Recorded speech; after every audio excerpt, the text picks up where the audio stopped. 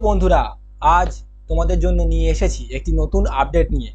তোমরা যারা অন্নপূর্ণা ভান্ডারের ১৩ পাতার বিশাল ফর্ম নিয়ে চিন্তায় ছিলে, তাদের জন্য রয়েছে গুরুত্বপূর্ণ একটি সুখবর।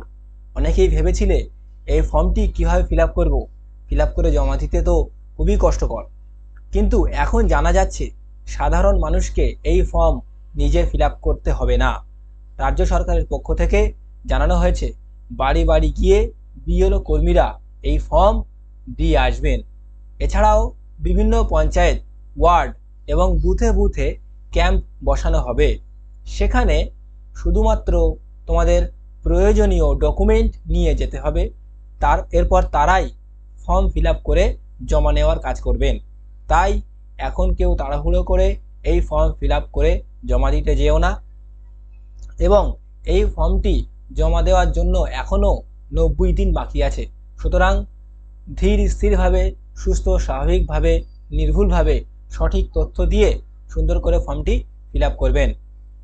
আশা করি ভিডিওটি ইনফরমেটিভ হয়েছে।